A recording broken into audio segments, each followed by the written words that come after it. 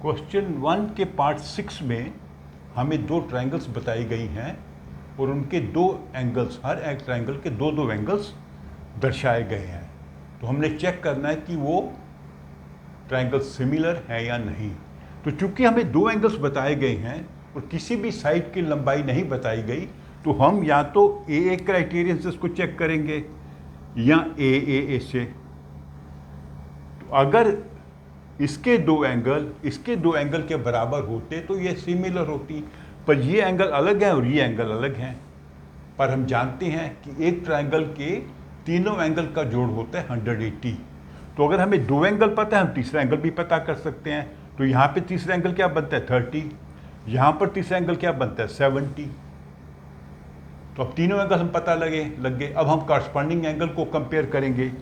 तो ई के कॉरस्पॉन्डिंग है क्यू, सेम है दोनों। एफ के कॉरस्पॉन्डिंग है आर, ये भी सेम है।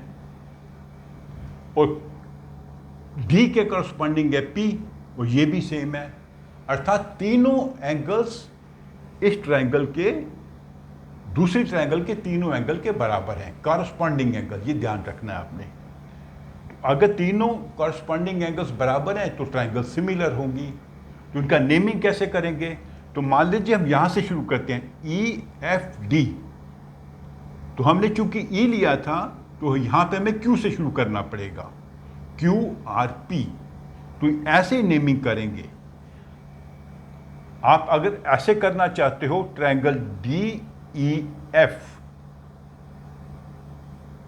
तो फिर क्या करेंगे? हम पी से शुरू करेंगे, ट्रायंगल पी क्यू आर।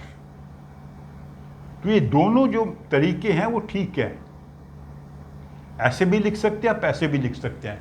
आपने सिर्फ ध्यान रखना है कि जो सीक्वेंस है वो कॉरस्पॉन्डिंग एंगल्स का होगा।